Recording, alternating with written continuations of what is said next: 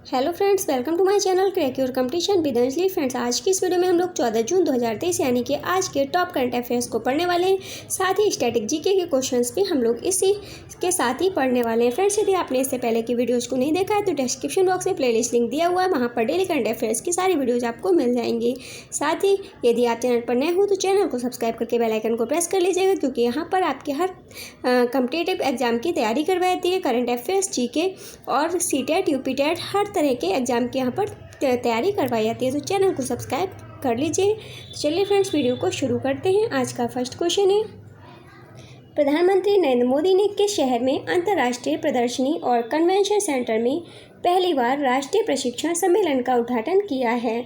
तो right answer हो जाएगा ऑप्शन नंबर बी, नई दिल्ली में। इंपॉर्टेंट पॉइंट्स हैं, प्रधानमंत्री नरेंद्र मोदी ने नई दिल्ली में प्रगति मैदान में अंतर्राष्ट्रीय प्रदर्शनी और सम्मेलन केंद्र में पहली बार राष्ट्रीय प्रशिक्षण सम्मेलन का उद्घाटन किया। इसे क्षमता निर्माण आयोग द्वारा सिविल सेवा प्रशिक्षण संस्थानों के बीच सहयोग को बढ़ावा देने और देश भर में सिविल सेवकों के लिए प्रशिक्षण बुनियादी ढांचे को मजबूत करने के उद्देश्य से आयोजित किया गया था। कॉन्क्लेव में केंद्रीय प्रशिक्षण संस्थानों, राज्य प्रशासनिक प्रशिक्षण संस्थानों, क्षेत्रीय प्रशिक्षण संस्थानों और अनुसंधान संस्थानों सहित प्रशिक्षण संस्थानों के 1500 से अधिक प्रतिनिधियों ने भाग लिया। कॉन्क्लेव का उद्देश्य सिविल सेवाओं में क्षमता निर्माण को बढ़ाना है और यह सिविल सेवा क्षमता निर्माण के लिए राष्ट्रीय कार्यक्रम NPCSCB मिशन कर्मयोगी के तत्वाधान में आयोजित किया गया है। कॉन्क्लेव के दौरान 8 पैनल चर्चाएं होंगी, जिनमें से प्रत्येक में सिविल सेवा प्रशिक्षण संस्थानों से संबंधित प्रमुख चिंताओं पर ध्यान केंद्रित किया जाएगा। नेक्स्ट क्वेश्चन है क्वेश्चन नंबर 2, नई दिल्ली में हमारी भाषा हमारी विरासत शीर्षक से आज़ादी का अमृत महोत्सव AKAM के तहत एक प्रदर्शनी का उद्घाटन किसने किया? तो राइट आंसर हो जाएगा option number 1 minute friends, right answer यहाँ पर हो जाएगा ऑप्शन नंबर डी हो जाएगा इसका right answer friends. Meenakshi Lekhi ने नई दिल्ली में हमारी भाषा हमारी विरासत शीर्षक से आज़ादी का अमृत महोत्सव AKAM के तहत एक प्रदर्शनी का उद्घाटन किया है।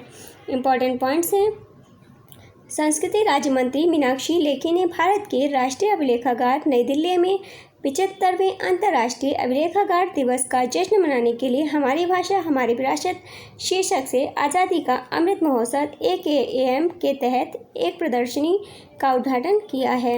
नेक्स्ट इंपॉर्टेंट पॉइंट्स हैं, यह प्रदर्शनी एक राष्ट्र के रूप में भारत की भाषाई विविधता की बहुमूल्य विरासत को याद करने का एक प्रयास है। राष्ट्र एक भाषा कई भारत को असाधारण भाषा विविधता का वरदान प्राप्त है। एक अनुमान के अनुसार विश्व स्तर पर बोली जाने वाली 7111 भाषाओं में से अकेले भारत में लगभग 788 भाषाएं बोली जाती हैं। इस प्रकार पापुआ न्यू गिनी, इंडोनेशिया और नाइजीरिया के साथ भारत दुनिया के 4 सबसे अधिक भाषाई विविधता वाले देशों में से एक है। नेक्स्ट इंपॉर्टेंट पॉइंट्स हैं, प्रदर्शनी में भारत के सबसे पुराने जीवित पांडुलिपियों के संग्रह गिलगित पांडुलिपियों को भी प्रदर्शित किया गया है। नेक्स्ट क्वेश्चन है क्वेश्चन नंबर 3, किस कंपनी ने E27 ईंधन और इथेनॉल मिश्रित डीजल ईंधन का उपयोग करने वाले वाहनों पर सफलतापूर्वक पायलट अध्ययन शुरू किया है? तो राइट आंसर हो जाएगा option number A, Hindustan petroleum company ने। इंपॉर्टेंट पॉइंट्स हैं, Hindustan petroleum corporation limited HPCL ने E27 ईंधन और इथेनॉल मिश्रित डीजल ईंधन का उपयोग करने वाले वाहनों पर पायलट अध्ययन सफलतापूर्वक शुरू किया है। नेक्स्ट कुछ इंपॉर्टेंट पॉइंट्स हैं, HPCL इस तरह के व्यापक अनुसंधान कार्यक्रम को शुरू करने वाली भारत की पहली तेल विपणन कंपनी बन गई है। यह कदम 2025 तक भारत में इथेनॉल सम्मिश्रण के रोड मैप के अनुरूप है, जिसका उद्देश्य गैसोलीन में इथेनॉल सम्मिश्रण को बढ़ावा देना है। HPCL ने 6 फरवरी 2023 को देश भर में 23 रिटेल आउटलेट्स RO पर सफलतापूर्वक E20 ईंधन लॉन्च किया। Hindustan petroleum corporation limited HPCL के बारे में, इसकी स्थापना 1974 में हुई है। इसका मुख्यालय है मुंबई, महाराष्ट्र में और इसके अध्यक्ष हैं पुष्प कुमार जोशी। नेक्स्ट क्वेश्चन है question number 4, Narmada hydro electric development corporation limited NHDC limited किस राज्य में 525 मेगावाट की पंप स्टोरेज परियोजना का निर्माण करेगी? तो राइट आंसर हो जाएगा इसका option number d, Madhya Pradesh राज्य में। इंपॉर्टेंट पॉइंट्स हैं, Narmada hydro electric development corporation limited NHDC limited Madhya Pradesh के खंडवा में इंदिरा सागर बांध के पास 525 मेगावाट की पंप स्टोरेज परियोजना का निर्माण करेगी। इस परियोजना इंदिरा सागर और ओंकारेश्वर के मौजूदा जलाशयों का उपयोग करेगी, जो इंदिरा सागर परियोजना का हिस्सा है। यह परियोजना मध्य प्रदेश में व्यस्त समय में ऊर्जा की बढ़ती मांग को पूरा करने के लिए क्रियान्वित की जा रही है। पंप स्टोरेज परियोजना अक्षय ऊर्जा उत्पन्न करेगी, जिसका उपयोग चरम ऊर्जा घंटों के दौरान राज्य की ऊर्जा जरूरतों को पूरा करने के लिए किया जा सकता है। नेक्स्ट इंपॉर्टेंट पॉइंट है, इस परियोजना से पीक आवर्स के दौरान 1.2 बिलियन यूनिट ऊर्जा उत्पन्न होने की उम्मीद है और इसकी लागत 4200 करोड़ रुपए लगभग $550 मिलियन होने का अनुमान है। NHDC लिमिटेड को यह परियोजना नवीन एवं नवीकरणीय ऊर्जा विभाग मध्य प्रदेश सरकार द्वारा आवंटित की गई है। नेक्स्ट क्वेश्चन है क्वेश्चन नंबर 5, हाल ही में किस राज्य सरकार ने राज्य की आर्थिक स्थिति पर श्वेत पत्र लगाने का निर्णय लिया है? राइट आंसर हो जाएगा option number D, Himachal Pradesh ने। इंपॉर्टेंट पॉइंट्स हैं, हिमाचल प्रदेश सरकार ने राज्य की आर्थिक स्थिति पर श्वेत पत्र लाने का फैसला किया है। राज्य की वित्तीय स्थिति की समीक्षा के लिए गठित कैबिनेट उप समिति की शिमला में पहली बार बैठक हुई। उप समिति 2 और बैठकें करेगी और 1 महीने के भीतर अपनी रिपोर्ट सरकार को सौंप देगी। डिप्टी CM मुकेश अग्निहोत्री ने कहा कि पिछली सरकार ने राज्य पर भारी कर्ज डाल दिया है और राज्य की आर्थिक स्थिति ठीक नहीं है, इसलिए राज्य सरकार ने राज्य की आर्थिक स्थिति पर श्वेत पत्र लाने का फैसला किया है। हिमाचल प्रदेश के बारे में पढ़ लेते हैं फ्रेंड्स। हिमाचल प्रदेश की शिमला राजधानी है, ग्रीष्मकालीन और शीतकालीन राजधानी है धर्मशाला। यहाँ के मुख्यमंत्री हैं सुखविंदर सिंह सुक्खू, उप मुख्यमंत्री हैं मुकेश अग्निहोत्री और राज्यपाल हैं यहाँ के शिव प्रताप शुक्ला। नेक्स्ट क्वेश्चन है क्वेश्चन नंबर 6, निम्नलिखित में से किसने 40 वंचित ग्रामीण लड़कियों के लिए 4 सप्ताह का आवासीय कार्यशाला कार्यक्रम बालिका अधिकारिता मिशन GEM 2023 लॉन्च किया है? उत्तर हो जाएगा option number D, NTPC Kanti. Option number D इसका सही आंसर होगा। NTPC कांटी ने 40 वंचित ग्रामीण लड़कियों के लिए 4 सप्ताह का आवासीय कार्यशाला कार्यक्रम बालिका अधिकारिता मिशन GEM 2023 शुरू किया है। अदर इम्पॉर्टेंट पॉइंट्स हैं, यह पहली बार है जब NTPC कांटी GEM कार्यक्रम का आयोजन कर रही है। GEM कार्यक्रम का प्राथमिक उद्देश्य प्रतिभागियों को अकादमिक प्रशिक्षण, कौशल विकास और समग्र व्यक्तित्व वृद्धि प्रदान करना है। प्रतिभागियों को सॉफ्ट स्किल, जीवन कौशल प्रशिक्षण, खेल, ध्यान, योग, आत्मरक्षा, कंप्यूटर अनुप्रयोग, संचार कौशल और अन्य पाठ्येतर गतिविधियों जैसे शैक्षणिक प्रशिक्षण और विकास कौशल सेट प्राप्त होंगे। नेक्स्ट है क्वेश्चन नंबर 7, निम्नलिखित में से कौन सा देश दुनिया का पहला डिजिटल सरकारी बॉन्ड जारी करेगा? तो राइट आंसर हो जाएगा ऑप्शन नंबर डी, इजराइल देश। इंपॉर्टेंट पॉइंट्स हैं, तेल अवीव स्टॉक एक्सचेंज TASE और इजराइल के वित्त मंत्रालय ने एक समर्पित ब्लॉकचेन प्लेटफॉर्म पर कारोबार करने वाले डिजिटल इजरायली बॉन्ड के लिए प्रूफ ऑफ कॉन्सेप्ट चरण को सफलतापूर्वक पूरा किया। विकास इजराइल को दुनिया का पहला डिजिटल सरकारी बॉन्ड जारी करने के लिए तैयार करता है। इस घटना के लिए इस्तेमाल किया गया ब्लॉकचेन ईवीएम संगत था, जो भविष्य में अन्य ब्लॉकचेन समाधानों के साथ संभावित एकीकरण को सक्षम करता है। इजराइल के बारे में पढ़ लेते हैं। इजराइल की राजधानी है जेरूसलम, मुद्रा है शेकेल, राष्ट्रपति हैं इसहाक हर्जोग और प्रधानमंत्री हैं बेंजामिन नेतन्याहू। फ्रेंड्स, हमने कई बार इनके विषय में आपको बता दिया है वीडियोज़ में। ये बार बार रिपीट इसलिए करते हैं ताकि आप लोगों के माइंड में बिल्कुल से सेट हो जाए। नेक्स्ट क्वेश्चन है question number 8। My government India के आंकड़ों के अनुसार 2022 में कितने डिजिटल लेन देन के साथ भारत डिजिटल भुगतान में 5 देशों की सूची में सबसे ऊपर है? तो राइट आंसर हो जाएगा इसका option number D, 89.5 million, 89.5 million के साथ। इम्पॉर्टेंट पॉइंट्स हैं। माई गवर्नमेंट इंडिया के आंकड़ों के अनुसार वर्ष 2022 में 89.5 मिलियन डिजिटल लेन देन के साथ भारत डिजिटल भुगतान में 5 देशों की सूची में शीर्ष पर है। भारत ने 2022 में वैश्विक रियल टाइम भुगतानों का 46% हिस्सा लिया, जो अन्य 4 प्रमुख देशों के संयुक्त रूप से अधिक है। ब्राज़ील 29.2 मिलियन लेन देन के साथ सूची में दूसरे स्थान पर है और इसके बाद चीन 17.6 मिलियन लेन देन के साथ है। ये तीसरे स्थान पर, पहले स्थान पर भारत, दूसरे स्थान पर है आपका ब्राज़ील और तीसरे स्थान पर है चीन।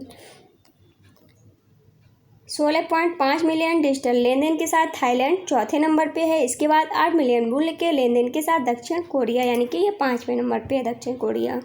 नेक्स्ट क्वेश्चन है question number 9। Container corporation, 1 minute, container corporation of India limited Concor के CMD के रूप में किसे नियुक्त किया गया है? तो उत्तर हो जाएगा इसका ऑप्शन नंबर डी, संजय स्वरूप को। इम्पॉर्टेंट पॉइंट्स हैं। सार्वजनिक उद्यम चयन बोर्ड PESB ने संजय स्वरूप को container corporation of India limited Concor के अध्यक्ष और प्रबंध निदेशक की भूमिका के लिए चुना है। स्वरूप वर्तमान में भारत के कंटेनरों के सबसे बड़े रेल हॉलर में निदेशक, अंतर्राष्ट्रीय विपणन और संचालन हैं। संजय स्वरूप को 8 उम्मीदवारों की एक छोटी सूची में से चुना गया था, जिनमें से 6 कॉनकोर से थे। कॉनकोर एक राज्य के स्वामित्व वाला उद्यम है जो भारत में कंटेनर परिवहन और रसद सेवाएं प्रदान करता है। अब हाल ही में जो नियुक्तियां हुई हैं फ्रेंड्स, वो जान लेते हैं। द हिंदू समूह के अध्यक्ष बने हैं निर्मला लक्ष्मण, मालिनी पार्थसारथी की जगह लेंगे ये, ठीक है। 78वें UNG अध्यक्ष बने हैं डेनिस फ्रांसिस, त्रिनिदाद और टोबैगो से हैं ये। भारतीय भूवैज्ञानिक सर्वेक्षण GSI के महानिदेशक बने हैं जनार्दन प्रसाद, डॉक्टर S राजू की ये जगह लेंगे। विश्व मौसम विज्ञान संगठन WMO के अध्यक्ष बने हैं डॉक्टर अब्दुल्ला अल मंडौस, ये UAE से हैं। Steel authority of India limited SAIL के अध्यक्ष और MD बने हैं अमरेंदु प्रकाश। ये सारे पॉइंट्स आप लोग फ्रेंड्स याद कर लीजिए, इनमें से कोई भी क्वेश्चन आपके एग्जाम में पूछा जा सकता है।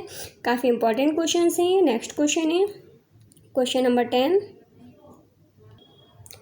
सूचना और प्रसारण मंत्रालय ने अंतर्राष्ट्रीय योग दिवस मीडिया सम्मान के दूसरे संस्करण की घोषणा की है। अंतर्राष्ट्रीय योग दिवस मीडिया सम्मान 2023 के तहत 3 श्रेणियों में कितने सम्मान दिए जाएंगे? तो उत्तर हो जाएगा 33 सम्मान। ऑप्शन नंबर सी इसका सही आंसर है। इम्पॉर्टेंट पॉइंट्स हैं। सूचना और प्रसारण मंत्रालय ने अंतर्राष्ट्रीय योग दिवस मीडिया सम्मान के दूसरे संस्करण की घोषणा की है। अंतर्राष्ट्रीय योग दिवस मीडिया सम्मान 2023 के तहत 22 भारतीय भाषाओं और अंग्रेजी में प्रिंट, टेलीविज़न और रेडियो 3 श्रेणियों के तहत 33 सम्मान दिए जाएंगे।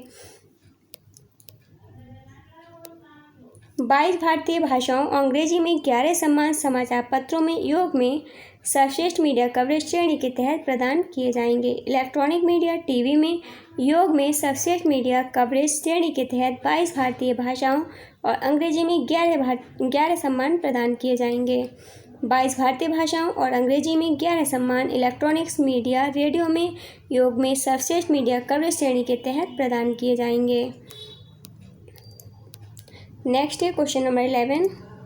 अपने पहले उपन्यास the secret diaries of Charles Ignatius Sancho के लिए 2023 Royal Society of Literature Christopher blend पुरस्कार से किसे सम्मानित किया गया है? तो यह पुरस्कार दिया गया है फ्रेंड्स, इसका राइट आंसर हो जाएगा option number D, Patterson Joseph को दिया गया है ये पुरस्कार।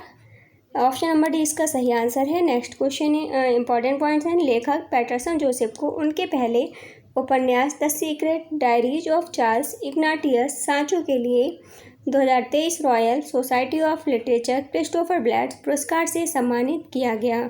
यह पुस्तक एक ऐतिहासिक कथा उपन्यास है जो चार्ल्स इग्नाटियस सांचो की कहानी बताती है, जो इंग्लैंड में मतदान करने वाले पहले अश्वेत व्यक्ति थे। अदर इम्पॉर्टेंट पॉइंट्स हैं। RSL क्रिस्टोफर ब्लैंट पुरस्कार एक वार्षिक पुरस्कार है जो किसी नवोदित लेखक को उनके फिक्शन या नॉन फिक्शन के काम के लिए दिया जाता है जो पहली बार 50 या उससे अधिक की उम्र में प्रकाशित होता है। विजेता को 10,000 पाउंड की पुरस्कार राशि मिलती है। पुरस्कार का यह 5वां वर्ष है। कहानी शुरू में जोसेफ द्वारा 2018 में वन मैन शो के रूप में लिखी और प्रदर्शित की गई थी। अब जान लेते हैं हाल ही में जो भी पुरस्कार प्रदान किए गए हैं किस किस को मिले हैं।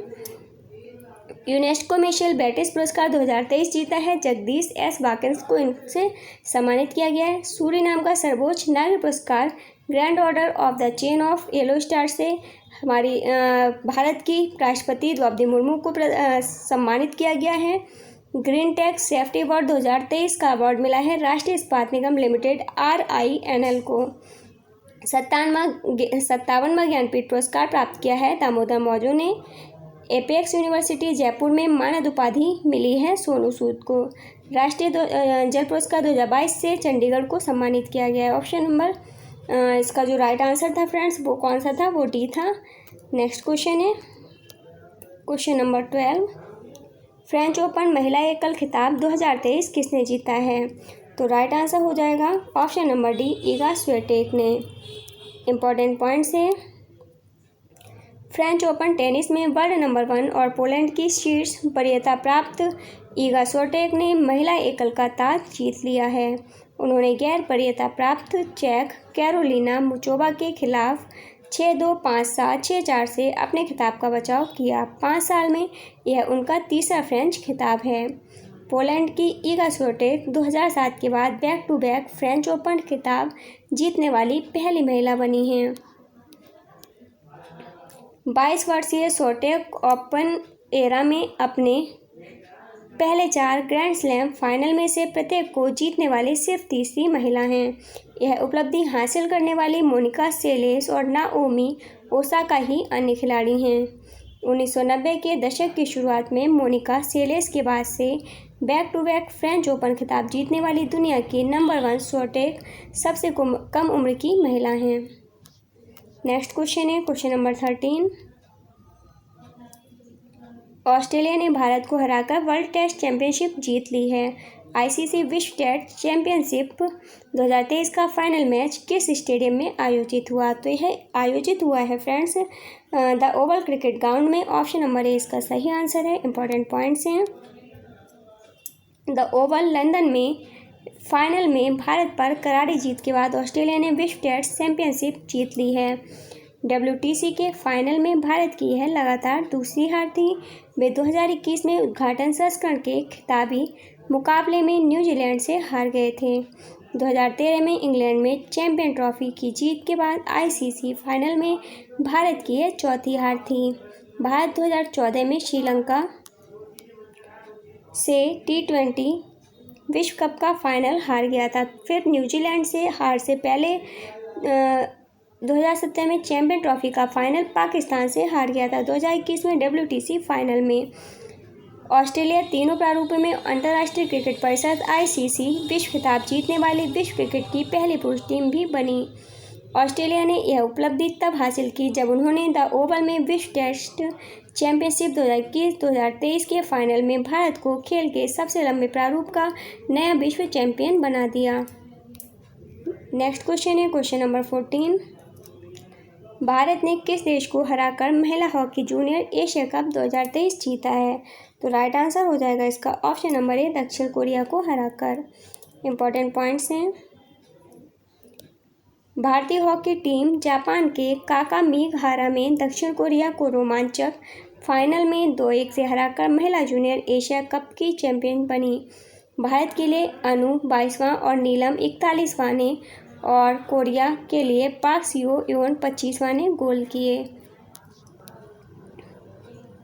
यह भारत का पहला खिताब है, जबकि दक्षिण कोरिया 4 और चीन 3 पहले संस्करणों से सम्मान साझा करते हैं।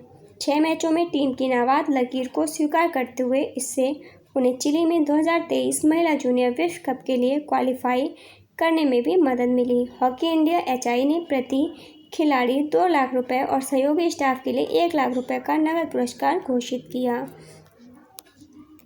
नेक्स्ट क्वेश्चन है क्वेश्चन नंबर 15। बाल श्रम के खिलाफ विश्व दिवस प्रतिवर्ष कब किस दिन मनाया जाता है? तो राइट आंसर हो जाएगा इसका ऑप्शन नंबर बी 12 जून को। नेक्स्ट इंपॉर्टेंट पॉइंट्स हैं। बाल श्रम के खिलाफ विश्व दिवस 2002 से प्रतिवर्ष 12 जून को मनाया जाता है। यह महत्वपूर्ण दिन अंतर्राष्ट्रीय श्रम संगठन ILO द्वारा स्थापित किया गया था और संयुक्त राष्ट्र के सभी सदस्य देश तब से इसे मना रहे हैं। 2023 में इसकी थीम रही है बाल श्रम के खिलाफ कार्रवाई सप्ताह। इस वर्ष हम बाल श्रम के खिलाफ 21वां विश्व दिवस मनाएंगे। इस दिन की उत्पत्ति का पता 2000 में लगाया जा सकता है। संयुक्त राष्ट्र के अनुसार दुनिया भर में लगभग 160 मिलियन बच्चे बाल श्रम में शामिल हैं, जो 10 में से 1 बच्चे का प्रतिनिधित्व करता है। 2000 से 2020 तक बाल श्रमों में 85.5 मिलियन की कमी आई, जो 16% से गिरकर 9.6% हो गया। दुनिया भर में केवल 26.4% बच्चे ही सामाजिक सुरक्षा नगद लाभ प्राप्त करते हैं। विश्व स्तर पर सकल घरेलू उत्पाद का केवल 1.1% बच्चों के लिए सामाजिक सुरक्षा पर और अफ्रीका में बच्चों के लिए सकल घरेलू उत्पाद का केवल 0.4% ही खर्च किया जाता है। फ्रेंड्स, आज की वीडियो में बस इतना ही। आपको वीडियो कैसी लगी प्लीज़ कमेंट बॉक्स में ज़रूर बताइएगा। यदि वीडियो पसंद आई हो तो प्लीज़ वीडियो को लाइक एंड शेयर अवश्य कीजिएगा। यदि आप चैनल पर नए हो तो इसी तरह से इंपॉर्टेंट वीडियोज़ को देखने के लिए और डेली करंट अफेयर्स की वीडियोज़ को देखने के लिए चैनल को सब्सक्राइब करके बेल आइकन को प्रेस कर लीजिएगा। तो चलिए फ्रेंड्स, मिलते हैं नेक्स्ट वीडियो में। तब तक के लिए बाय बाय, टेक केयर।